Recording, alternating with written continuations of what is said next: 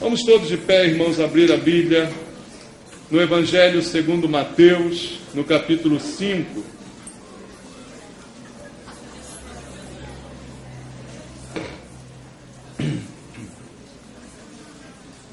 Evangelho segundo Mateus, capítulo 5.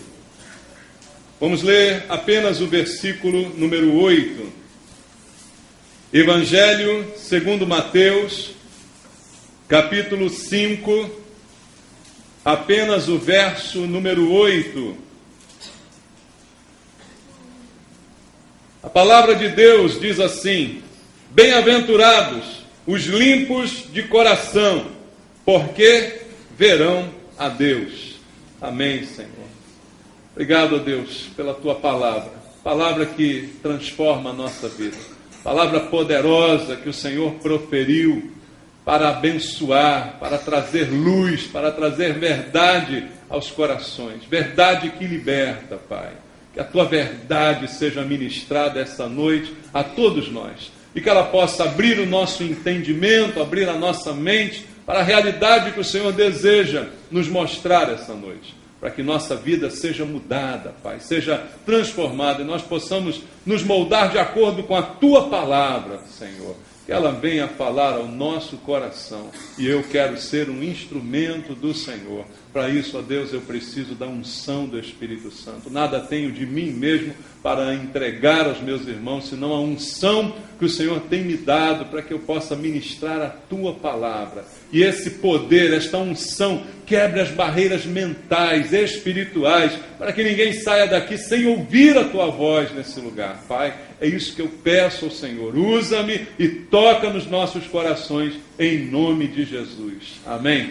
Podem sentar, irmãos.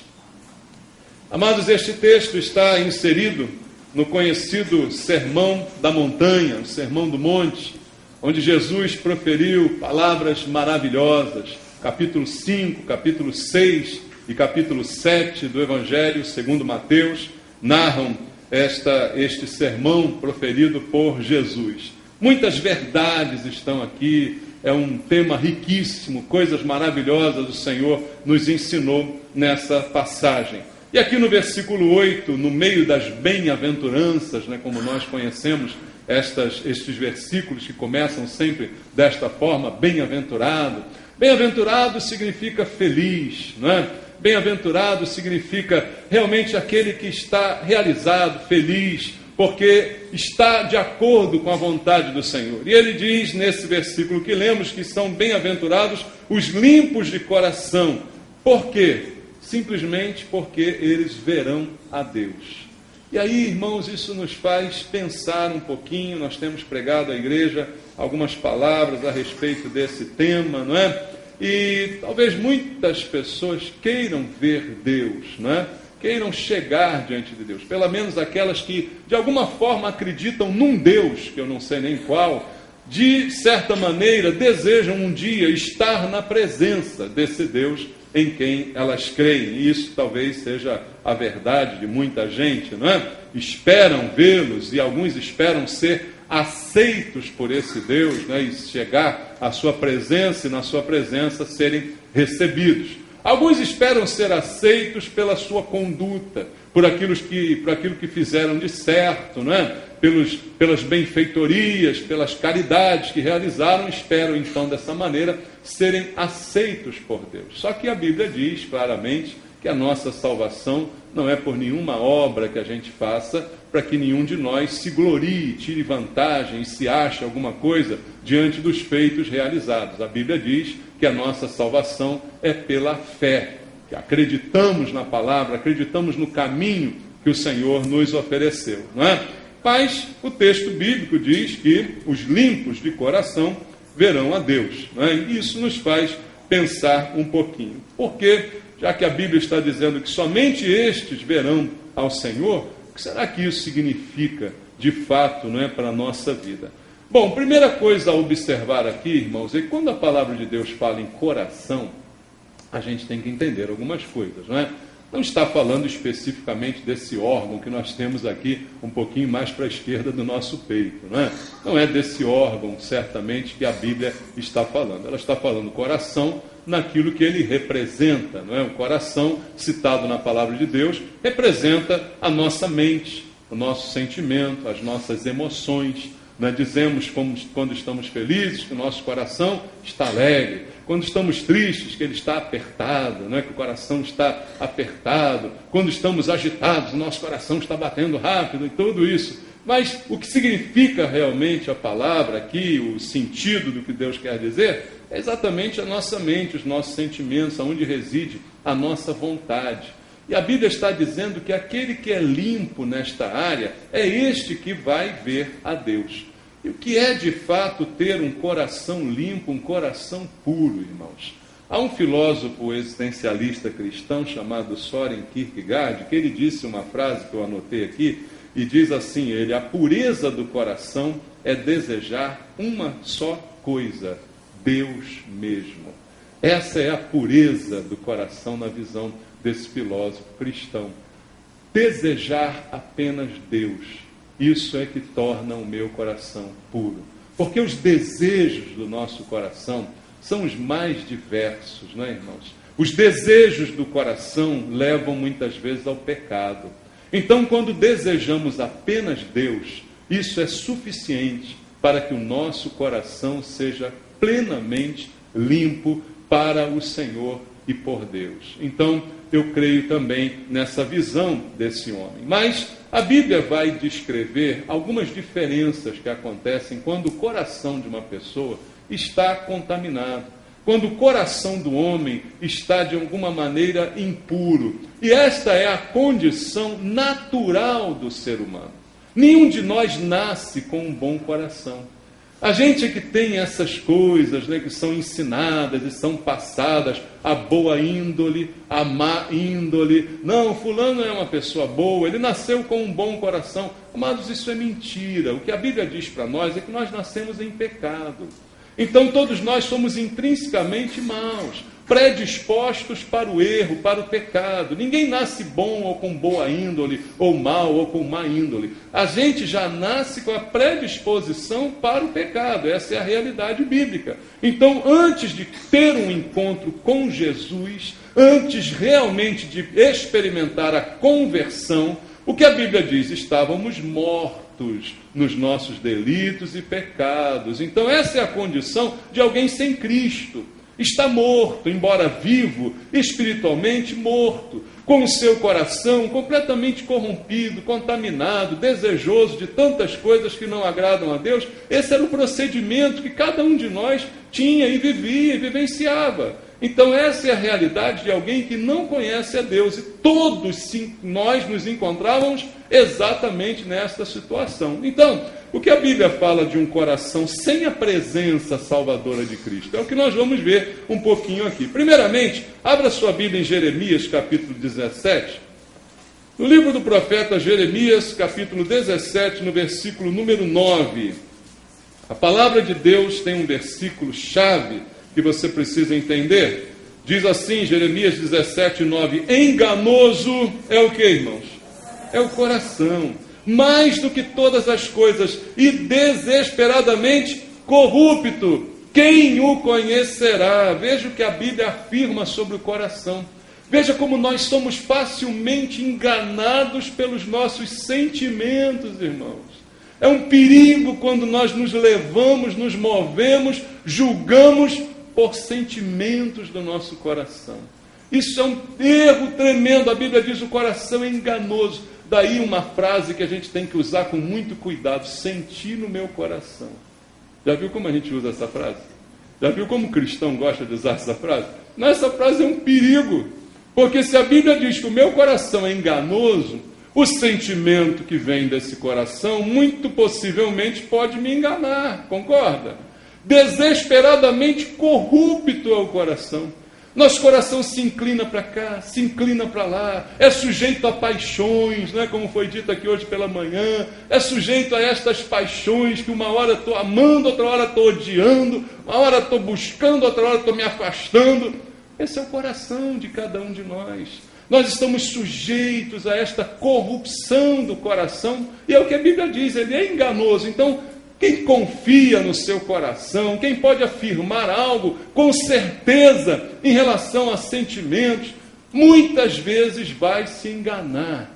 Outra coisa que eu escuto e que me causa até medo, irmãos, é o quanto a gente tem a mania de dizer: eu conheço o coração do fulano. Ele não tinha essa intenção. Essa semana vi no jornal a mãe daquele rapaz que tacou fogo na dentista lá. Ela disse: não, meu filho é uma pessoa, eu conheço ele.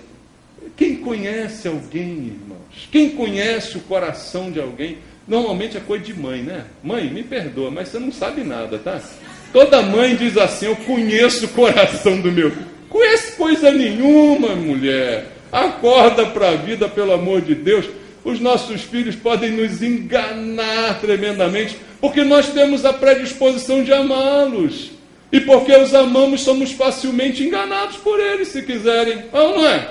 É claro isso, mas a gente, não, eu conheço. O professor faz uma queixa dele no colégio. Não, meu filho não, briga com o professor. É louco você, sabia? Acredite no professor, seu filho é capaz de fazer isso, sim. Ele é capaz. Não, não é capaz, não. Sim, é capaz de coisa muito pior que você não imagina que ele é capaz de fazer. Então a gente fica nessa, né? Não, eu conheço o coração. A Bíblia diz: o coração é enganoso. Amados, o coração é corrupto. As palavras usadas por Deus aqui são muito fortes. E isso realmente se aplica mais explicitamente naquele que é sem Deus, naquele que não conhece a Cristo. Esse então, o que você vai dizer sobre ele? De um crente, talvez, de um filho crente, talvez você possa até esperar alguma coisa, mas também não se engane. Somos capazes de fazer coisas terríveis, irmãos. O ser humano é capaz de fazer aquilo que ele condena nos outros. Então não vamos nos enganar, mas é claro que mais explicitamente se fala sobre isso de alguém sem Cristo, de alguém sem Deus, né? Um coração completamente corrupto, completamente enganoso, que engana os outros e engana a nós mesmos. Nós mesmos somos vítimas do nosso próprio coração. Quantos aqui, se eu perguntar, talvez não admita: eu já fui vítima do meu coração. Porque eu confiei em alguém, porque eu depositei a fé em alguém, e eu amei alguém, e eu fui traído, eu fui enganado, eu fui isso, fui aquilo, porque o seu coração também enganou a você mesmo. Sentimentos que você nutriu, que transformaram a imagem de alguém em algo que a pessoa não era. O coração é enganoso, mas corrupto, diz a Bíblia, corrupto ao extremo, diz a palavra de Deus. Outra característica de um coração sem Cristo, sem Deus, está em Ezequiel. Abra comigo Ezequiel, capítulo 36. Ezequiel 36, versículo 26. Ezequiel, capítulo 36, verso 26. Nele, a palavra do Senhor diz assim: dar-vos-ei coração novo, e porei dentro de vós espírito novo. Tirarei de vós o coração de quê? De pedra. E vos darei coração de carne. Veja o que a Bíblia diz: alguém sem Deus tem um coração de pedra, irmãos. Coração duro, empedrado, mente impenetrável, escuta, vê, presencia, tem contato com as coisas de Deus, mas está duro no seu posicionamento, não dá o braço a torcer. Essa é a condição de um coração de uma pessoa afastada de Deus. Ela tem um coração duro, mas quando ela se volta para Deus, o que Deus está dizendo aqui? Eu tiro esse coração de pedra e coloco nela um coração de carne. É o Senhor que implanta dentro de nós um coração aproveitável, se a gente pode dizer assim. Entende, irmãos? Então, não há mérito nenhum da nossa parte, porque se hoje você tem um novo coração, quem te deu esse novo coração? Foi Deus, que transformou a sua mente, suas emoções, seus sentimentos, que colocou dentro de você uma visão nova, que aperfeiçoou você, que transformou a sua vida. Então Deus realmente realizou essa obra em nós. E outra coisa que a palavra diz, volta lá agora em Marcos, Evangelho segundo Marcos, capítulo 7. Veja o que diz a palavra do Senhor no Evangelho segundo Marcos, capítulo 7, versículo 15 em diante. A palavra do Senhor nos diz assim, do verso 15 do capítulo 7 do Evangelho de Marcos até o verso 23. Ele diz: nada há fora do homem que entrando nele o possa contaminar, mas o que sai do homem é o que contamina. Se alguém tem ouvidos para ouvir, ouça. Quando entrou em casa, deixando a multidão, os seus discípulos o interrogaram acerca da parábola. Então lhes disse: assim vós também não entendeis? Não compreendeis que tudo o que de fora entra no homem não o pode contaminar, porque não lhe entra no coração, mas no ventre, e sai para lugar escuso? E assim considerou ele puros todos os alimentos, e dizia: o que sai do homem, isso é o que contamina, porque de dentro do coração dos homens é que procedem os maus desígnios, a prostituição, os furtos, os homicídios, os adultérios, a avareza, as malícias, o dolo, a lascívia, a inveja, a blasfêmia, a soberba e a loucura. Ora, todos estes males vêm de dentro e contaminam o homem. Aonde estão todos esses males que Jesus citou aqui? No coração do homem. Veja, o coração de um homem sem Deus, um homem sem Cristo, é um coração pecaminoso e repleto destas impurezas. E Jesus diz: o que sai deste coração é que pode contaminar aqueles que estão à nossa volta. A palavra do Senhor também diz que a boca fala do que está cheio o coração. Então, um coração cheio destes pecados, destas coisas, desses desejos, desses sentimentos, ao abrir a sua boca, despeja tudo que está no seu coração. E são estas palavras, são estas atitudes que Jesus diz vão contaminar as pessoas que estão ao seu redor. Veja o que pode existir num coração de alguém que não conhece a Deus. Coração enganoso, coração de pedra e coração coberto de todo tipo de pecado, de males, de prostituição, de todas as coisas ditas aqui pelo Senhor. Porque o pecado, antes de ser concebido, ele é cometido em primeiro lugar no coração. Como eu lembrei a você, é mente, é desejo, é sentimento. Começa o desejo para depois dar a vez ao pecado. Começa a cobiça para depois dar lugar ao pecado. Começa no coração para depois ele se consumar. É o que diz a palavra do Senhor. Então, diante desse quadro, irmãos, o que é a pureza de coração? Vamos pensar um pouquinho sobre isso. O coração novo que o Senhor nos deu. O que era de pedra substituído pelo de carne. De que forma se manifesta essa pureza do coração? Veja só, quando falamos em pureza, nós temos a tendência a imaginar a limpeza exterior.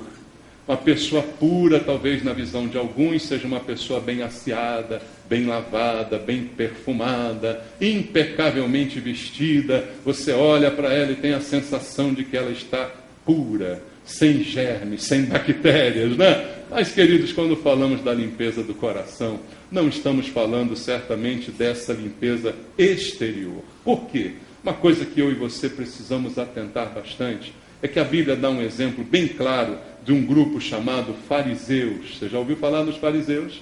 Fariseus eram a nata da religiosidade em Israel. Os homens mais religiosos, mais cumpridores da lei, mais observadores da palavra, mais conhecedores da palavra de Deus. E, no entanto, os fariseus são citados por Jesus como um exemplo a não ser seguido. Lá, leia comigo Mateus capítulo 23, versículo 23 ao versículo 28. Veja o que Jesus fala desse grupo de pessoas. Mateus 23, do 23 ao 28. Ele diz assim: ai de vós, escribas e fariseus, vocês são hipócritas, porque dais o dízimo da hortelã, do endro e do cominho, e tendes negligenciado os preceitos mais importantes da lei, a justiça, a misericórdia e a fé. Devíeis, porém, fazer estas coisas, ou seja, dar o dízimo, sem omitir aquelas. Vocês fazem umas, mas deixam de fazer as outras, que são até mais importantes, segundo está dizendo Jesus. Guias cegos, coais no mosquito e engolis o camelo. Ai de vós, escribas e fariseus hipócritas, porque limpais o exterior do corpo, do prato, mas estes por dentro estão cheios de rapina e de intemperança. Fariseu cego, limpa primeiro o interior do corpo, para que também o seu exterior fique limpo. Ai de vós, escribas e fariseus hipócritas, porque sois semelhantes aos sepulcros caiados, que por fora se mostram belos, mas interiormente estão cheios de ossos, de mortos e de toda imundícia. Assim também vós, exteriormente, pareceis justos aos homens, mas por dentro estáis cheios de hipocrisia e de iniquidade. Exteriormente, um fariseu era respeitado,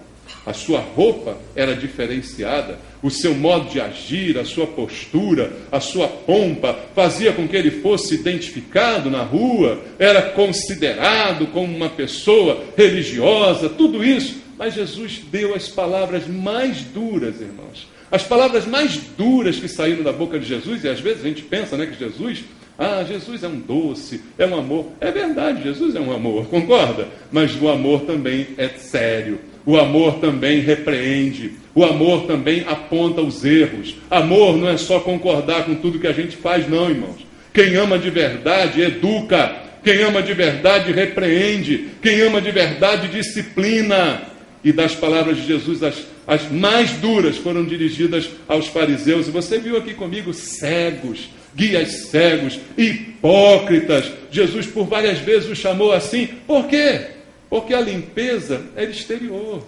Exteriormente eram impecáveis. A roupa do fariseu não tinha um amarrotado, uma coisa maravilhosa. O cara, ele lavava a mão, lavava o prato, cumpria um monte de rituais, de lavagens e tal, e cerimônias e coisa e tal.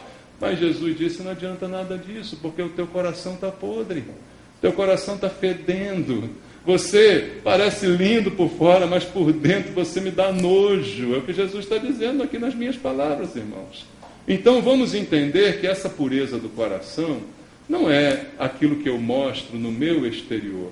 Não é aquilo que eu mostro para as pessoas, mas é aquilo que Deus sabe a meu respeito. Só Deus conhece o coração do homem. Aquilo que eu falei ainda há pouco, eu conheço o coração, não conhece.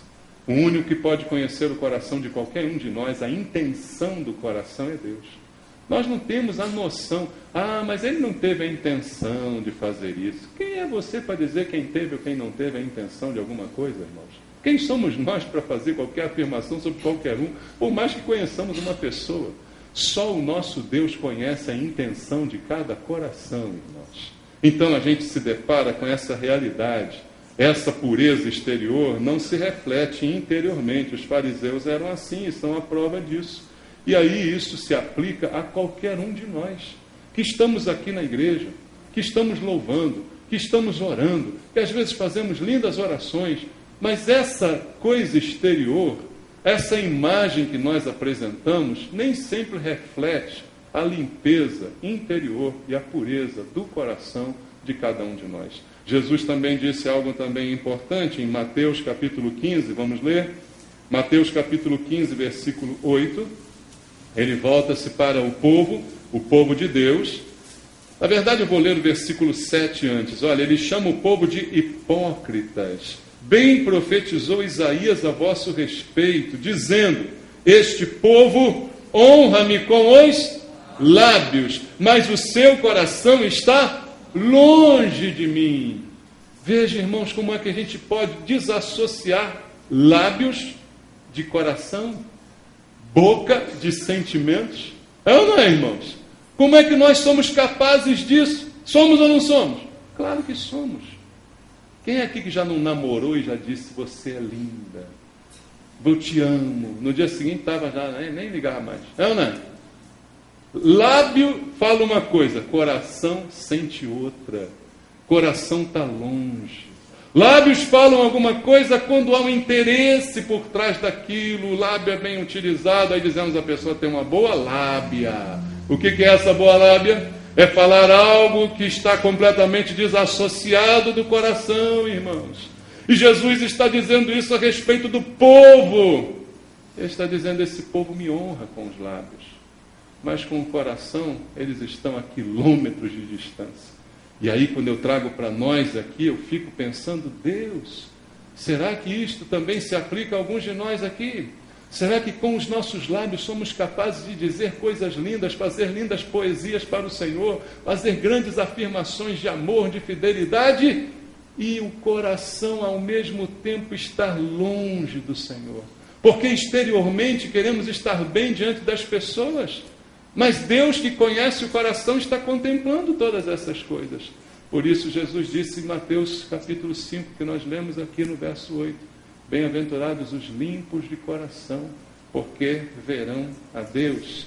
Irmãos, louvar, orar e ter o coração distante é uma possibilidade. Fazer a obra de Deus e ter o coração distante é uma possibilidade, irmãos. Dizer coisas maravilhosas, fazer longas orações e ter o coração é uma possibilidade. Jesus está alertando aqui para essa realidade. Então a pureza do coração não se mostra em atitudes que tomamos exteriormente. Isso está bem claro segundo a palavra do Senhor. E outra coisa também que Jesus fala aqui, vamos ler Lucas 16, 14 e 15. Evangelho segundo Lucas, capítulo 16, versículo 14 e versículo número 15. Ele diz assim: os fariseus, que eram avarentos, ouviam tudo isto e o ridicularizavam. Mas Jesus lhe disse: vós sois os que vos justificais a vós mesmos diante dos homens, mas Deus conhece o vosso coração, pois aquilo que é elevado entre os homens é abominação diante de Deus. Irmãos, isso aqui fala dos nossos valores. Às vezes atribuímos valor a alguém que está se destacando, a alguém que tem uma evidência, uma proeminência, e atribuímos valor. Os fariseus eram altissimamente bem considerados pelo povo, mas o coração completamente afastado, ridicularizavam Jesus, eram contra tudo que Jesus dizia, tudo contra ele ensinava, eles eram contrários. E Jesus está dizendo aqui exatamente isso para eles. Diante do povo, vocês são ótimos, a sua fama é maravilhosa, mas Deus conhece o coração de vocês. Então, amados, ser reconhecido pelos homens nem sempre significa ser reconhecido por Deus.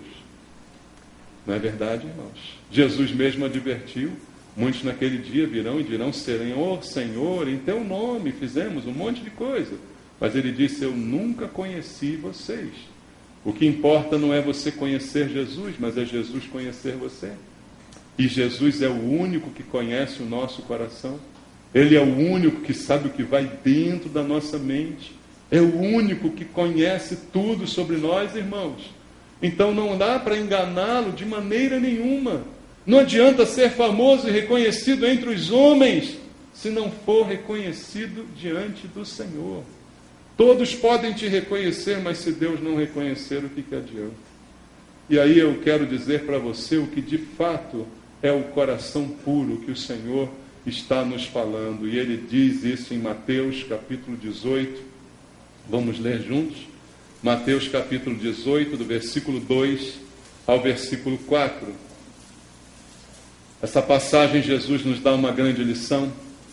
Diz assim Mateus 18, 2: e Jesus, chamando uma criança, colocou-a no meio deles e disse: em verdade vos digo, que se não vos converterdes e não vos tornardes como crianças, de modo algum entrareis no reino dos céus. Portanto, aquele que se humilhar como esta criança, este é o maior no reino dos céus. Eu creio que aqui Jesus nos deu a grande definição sobre um coração puro, queridos. E ele usou como exemplo a inocência de uma criança, livre da maldade, livre da malícia, sem orgulho. Ele fala se humilhar como uma criança. Crianças ainda não têm orgulho, ainda não são movidas por orgulho. elas conseguem se expor com mais facilidade, porque não tem nenhum orgulho para proteger, nenhum ego, não é, irmãos? E Jesus está dizendo que se nós não nos humilharmos como uma criança, se nós não nos convertermos, como ele está dizendo, e não nos tornarmos assim como uma criança, de modo nenhum vamos entrar no reino dos céus. E aí é preciso entender o que Jesus está falando. Veja, ele não quer que você seja criança no sentido de ser bagunceiro, no sentido de ser irresponsável, no sentido de não ter nenhuma atitude coerente. Não é isso que ele está falando. Há muita criancice, às vezes, no nosso meio, que, na verdade, denotam que a pessoa está muito longe de Deus e precisando se converter mesmo, né, irmãos?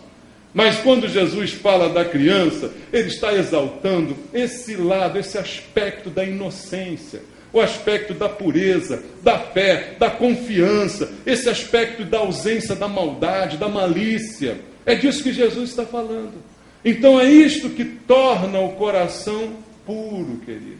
É a ausência destas coisas que contaminam. E veja, quando Deus nos converte, é exatamente isto que Ele nos proporciona. Ele retira o coração duro, cheio de defeitos, cheio de impureza, e coloca um coração novinho em folha para você, limpinho. Ele te dá esse coração. E aí, às vezes, nós é que deixamos que no meio do caminho ele vá sendo novamente contaminado pelas coisas que vão entrando pelos nossos olhos, pelos nossos ouvidos, pela nossa boca, por todas as áreas, não é? E a gente vai se deixando contaminar novamente. Mas o que é necessário para que você veja Deus, Deus já te deu. Tirou de você o coração de pedra e deu a você um coração de carne. Então, como é que você e eu podemos obter um coração puro?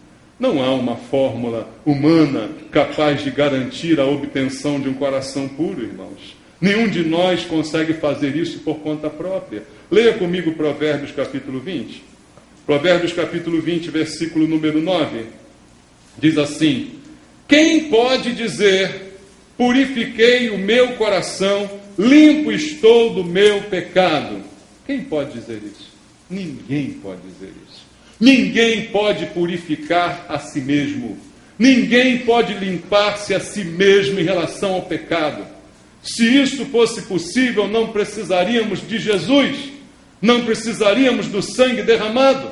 Eu mesmo me limpava. Eu mesmo dava um jeito através de sacrifício, através de caridade, através de boas obras. Eu mesmo purificava-me através de algum banho de abô, de arruda, sei lá de quê.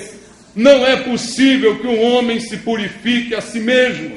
Ninguém consegue purificar o seu próprio coração, e a Bíblia está aqui questionando essa afirmação, irmãos. Então, se eu quero um coração puro, eu tenho que me entregar ao Senhor, que me dará um coração puro. É dele, ele é a fonte de toda a pureza que eu necessito. A fonte da pureza é o Senhor. Eu não consigo me purificar. Por mais que eu faça jejum, por mais que eu faça penitências, nenhum de nós consegue se purificar. A fonte da purificação é Ele. Quanto mais perto dele eu estiver, mais puro eu estarei. Quanto mais próximo dele eu me encontrar, mais limpo estará o meu coração. E para quem não conhece a Cristo, qual a solução? Peça a Ele. Peça a Ele: Senhor, eu quero esse coração puro. Eu quero de novo ser como uma criança, porque eu quero ver a Deus. Eu quero isso para a minha vida. Então, a única maneira de obter um coração é pedindo a Deus. Peça, e o Senhor dá. E dá de graça. Você não tem que pagar nada. A salvação é de graça, irmãos. Veja comigo o Salmo número 51, versículo 9, versículo 10. Davi nos fala a respeito disso. Veja, queridos, o que está dizendo a palavra de Deus. Salmo 51, versículo 9 e versículo 10, ele diz assim: esconde o rosto dos meus pecados e apaga todas as minhas iniquidades.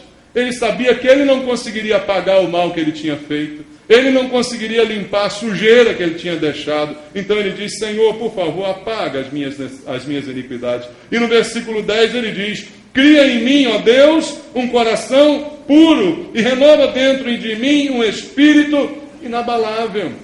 A quem ele pede um coração? A Deus, a fonte da pureza. Ele diz: Senhor, cria em mim um coração puro. É a única solução para que um coração novo seja formado dentro de você. Você pedir isso a Deus. Em Apocalipse capítulo 3, versículo 20, a Bíblia diz assim: eis que estou à porta e bato. Se alguém ouvir a minha voz e abrir a porta, entrarei em sua casa, cearei com ele e ele comigo. Estou à porta batendo. A porta é a porta do teu coração. Jesus está batendo porque ele quer entrar. Se ele entrar, ele purifica o teu coração. Se ele entrar, ele limpa o teu coração.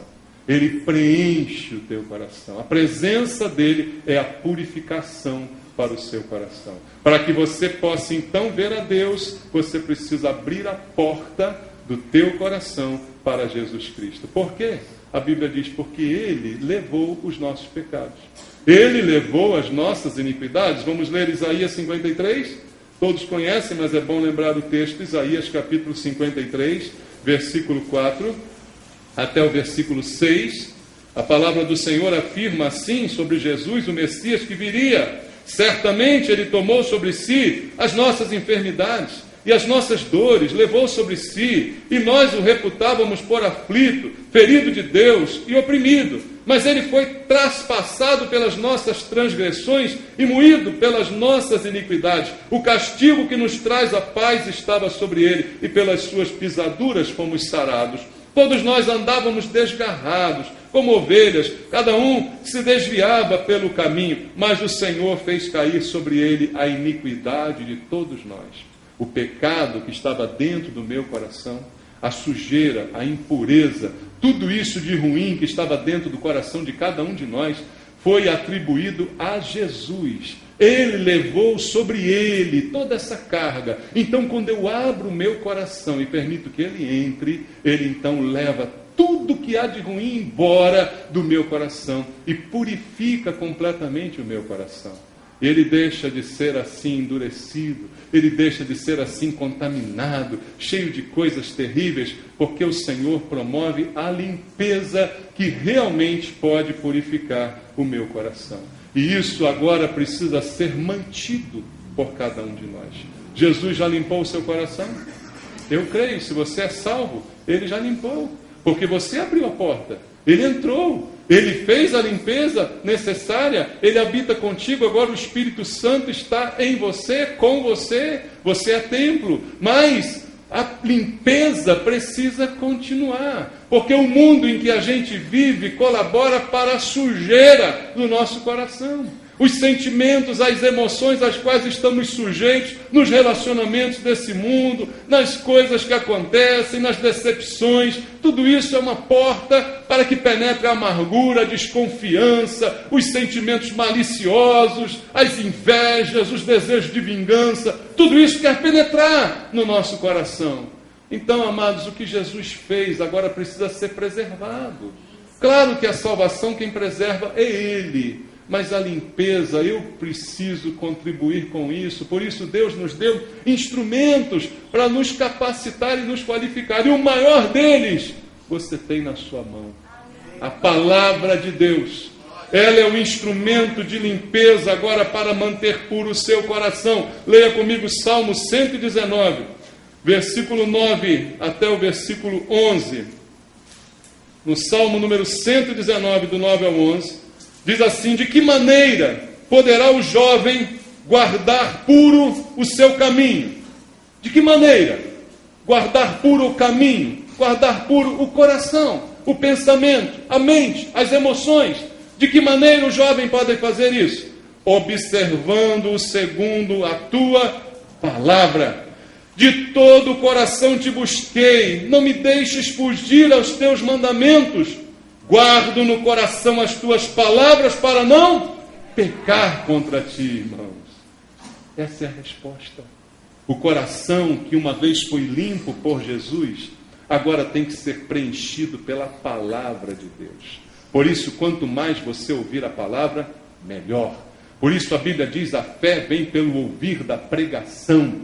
Quanto mais você ouvir, mais o teu coração é preenchido, fortalecido e a limpeza continua. Por isso que a cada culto nos reunimos aqui querendo mais ouvir a palavra de Deus, que fala, que aponta um erro nosso, que corrige, que limpa uma areazinha. E se eu guardá-la no coração, aí sim vai fazer efeito. Eu posso aqui ouvir. Você pode vir aqui domingo, quarta-feira, domingo de manhã, domingo à noite, ouvir. Mas se você não guardar, não retiver aquilo que foi ministrado, não adianta de nada.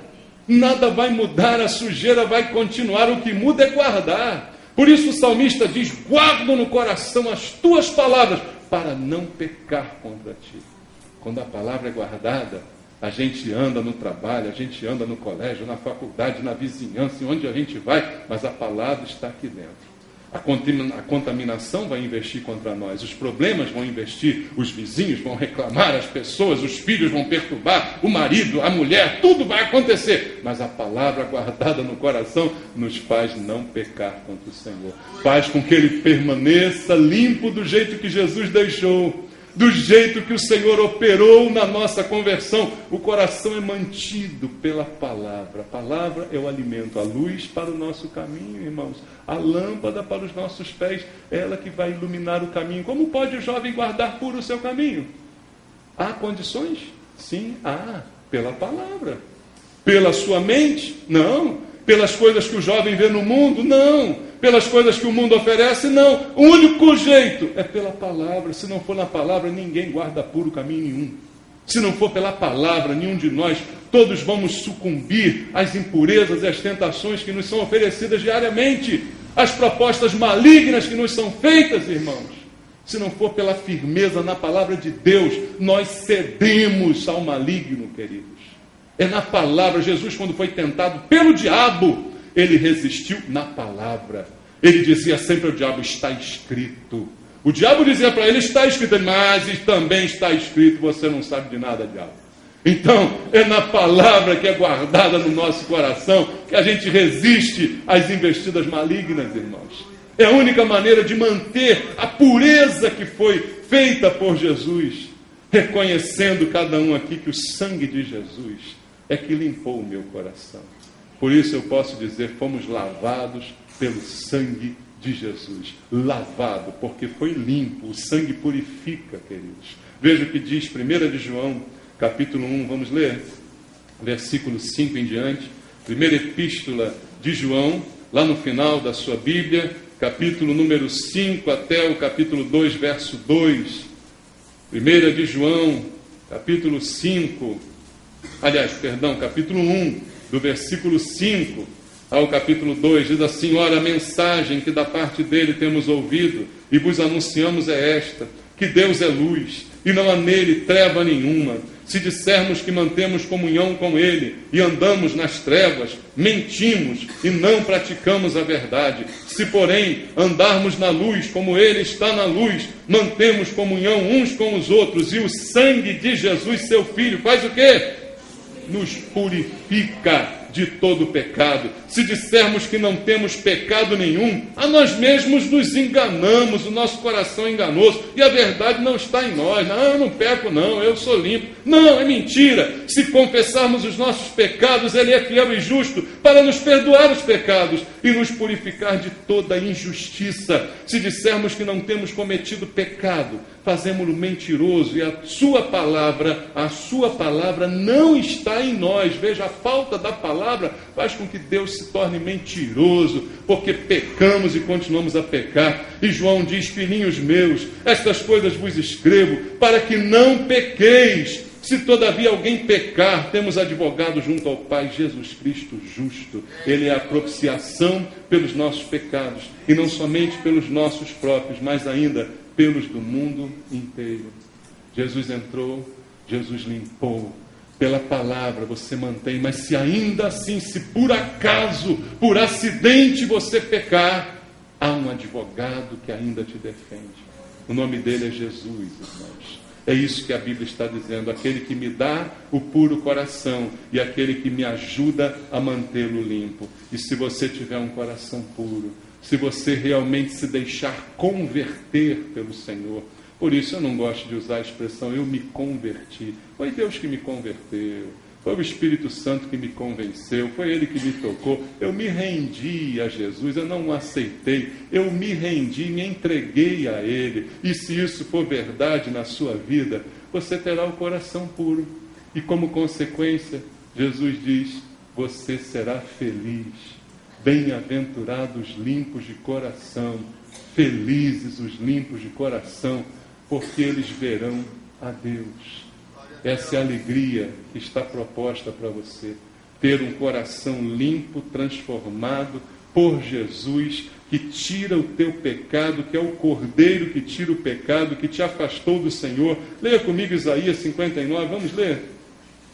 Verdades bíblicas que nós precisamos compreender, irmãos, que nós precisamos guardar no nosso coração. Por isso, Bíblia para nós. Eis que a mão do Senhor não está encolhida para que não possa salvar, nem surdo o seu ouvido para não poder ouvir. Mas as vossas iniquidades fazem separação entre vós e o vosso Deus. Os vossos pecados encobrem o seu rosto de vós para que vos não ouça, porque as vossas mãos estão contaminadas de sangue, os vossos dedos de iniquidade, e os vossos lábios falam mentiras, e a vossa língua profere maldade. Os pecados nos separam de Deus. Mas quando permitimos que Jesus, pelo seu sangue, tire os pecados da nossa vida, ao invés de ficarmos aí dizendo, eu não tenho pecado, eu sou uma pessoa boa, eu isso, aquilo, se enganando cada vez mais com o teu coração enganoso, você precisa se render a Jesus e dizer, eu quero esse sangue limpando a minha vida, porque esses meus pecados me separam de Deus, eu não aguento mais andar longe de Deus. Eu quero andar com o Senhor. E a única maneira disso acontecer é você pedir a Jesus, Senhor, me dá um coração novo. Senhor, entra no meu coração, eu abro a porta para o Senhor. Vem entrar, vem fazer morada em mim, vem mudar a minha mente, o meu raciocínio, minhas morais, meus conceitos, vem mudar tudo, Senhor. Vem tirar esse pecado que me separa, essa iniquidade que me afasta de Ti, porque eu quero estar na Tua presença. Essa é a única solução, irmãos, para ter um coração puro e poder ver a Deus. E aí olhar somente para Jesus. João, veja, abra em João capítulo número 14, versículo 8 e versículo 9. Evangelho segundo João, capítulo número 14, verso número 8 e verso número 9, diz assim, replicou-lhe Filipe, Senhor, mostra-nos o Pai, e isso nos basta. Disse-lhe Jesus, Filipe, há tanto tempo estou convosco, e não me tens conhecido. Quem me vê a mim, vê o Pai. Como dizes tu, mostra-nos o Pai. Você verá Jesus. Com o coração puro, você verá Jesus. E vendo Jesus, você está vendo Deus. Ele disse, quem me vê, vê o Pai. E é Jesus que você tem que ver. Abrir os teus olhos para ver que Jesus é a salvação. Abrir os teus olhos para ver que Jesus é a única alternativa para que o pecado que te separa de Deus seja removido. Para que o teu coração de carne impuro, contaminado, endurecido, seja retirado e no lugar seja colocado um coração de carne que possa ser tratado por Deus. Só em Jesus você terá isso. Só nele você conseguirá isso, irmão. E o que você precisa fazer é se render a Jesus. Entregar a sua vida para Jesus. É só o que Ele espera de você. Abrir a porta e dizer, Senhor, entra.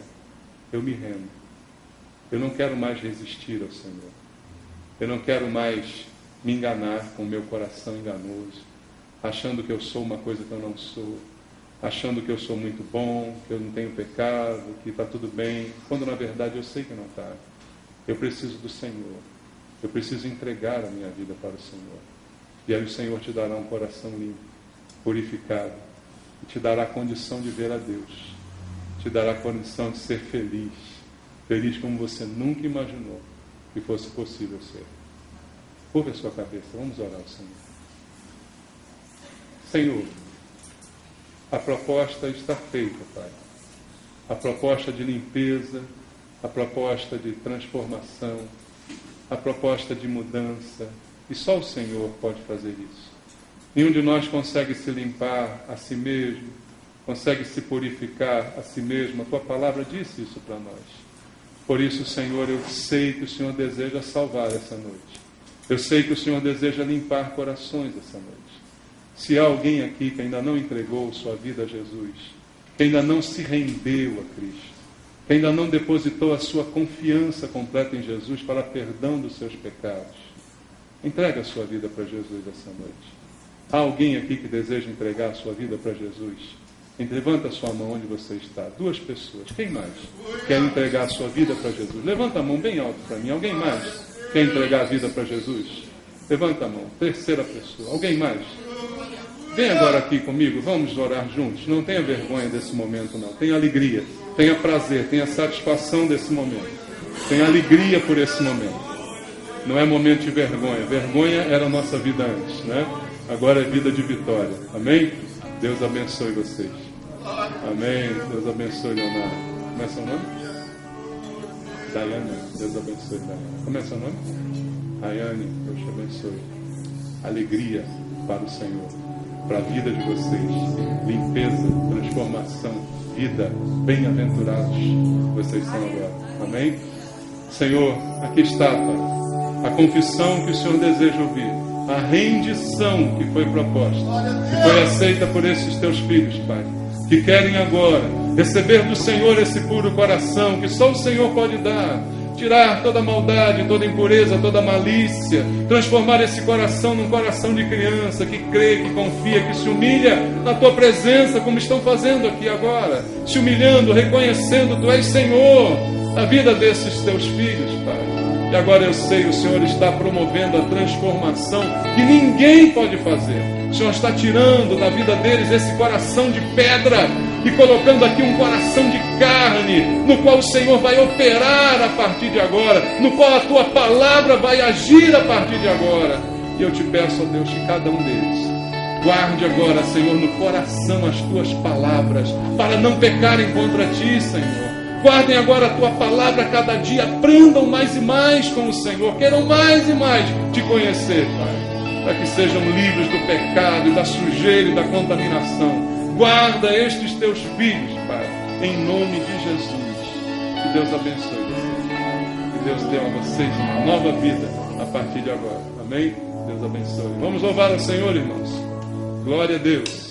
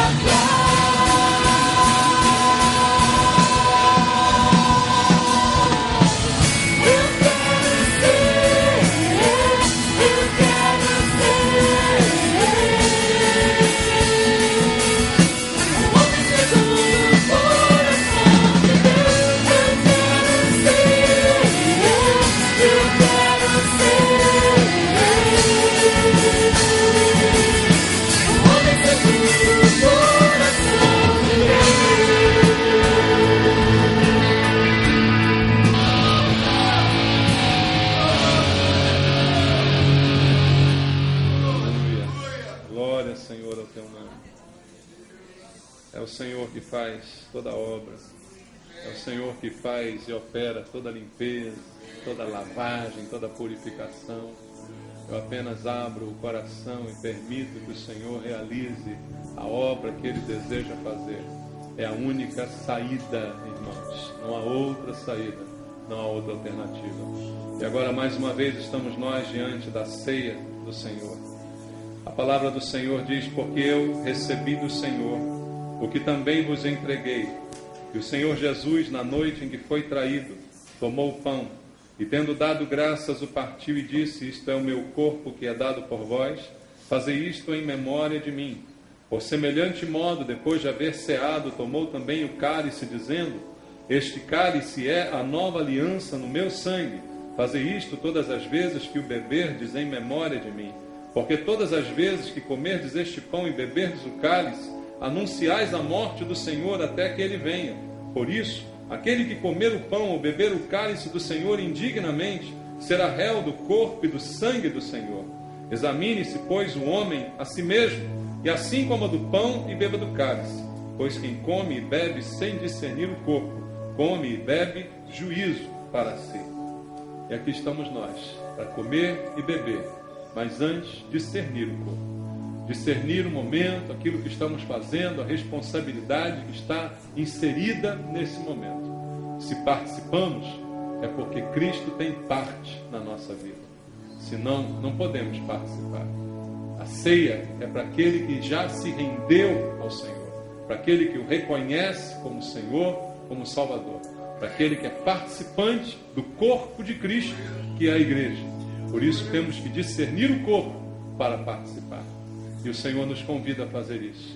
Ele disse: façam isso em memória de mim, em memória do que Ele fez. A maior obra que Ele fez foi morrer na cruz, derramando seu sangue para limpar o seu coração enganoso e te dar um coração de carne, que agora, purificado, te dá condição de chegar à presença de Deus. Foi essa obra que Ele fez. E é isso que nós queremos agradecer ao Senhor nesse memorial que fazemos mais uma vez em nome dEle. Obrigado, Senhor, pelo pão que partimos, pelo que ele representa, pelo seu significado, pelo corpo do Senhor que sofreu tanto por nossa causa, que levou todo o pecado que estava sobre nós, foi cravado na tua carne, Senhor. Obrigado pelo que foi feito, e nós agradecemos de estar nesse momento na tua casa, na companhia dos irmãos, formando o corpo de Cristo nesse lugar. Abençoa, Pai, em nome de Jesus. Amém. Participamos do corpo. Glória a Deus. Glória. Glória. Obrigado, Senhor. Esse é o cálice da nova aliança, feita através do sangue de Jesus. Aqui está simbolizado o sangue de Cristo. O sangue que, ao ser derramado sobre nós, limpou o nosso coração. Ao ser derramado na cruz, pagou o preço dos nossos pecados. Nos tirou das trevas para a maravilhosa luz. Operou transformação e mudança em nossas vidas. Que é este sangue que agora celebramos em memória de Cristo. Tudo aquilo que foi feito por nós. Ele está em um cálice que representa uma aliança entre nós e Deus, e uma aliança que temos uns com os outros, que fazemos parte do corpo de Cristo na igreja. Que este momento nos lembre desta aliança e deste compromisso decorrente dela. Temos um compromisso com Deus e temos um compromisso com os irmãos. Estamos em aliança. Pai, fala conosco. Recebe, Senhor, nosso memorial, em nome de Jesus. Amém. Participemos do sangue de Jesus.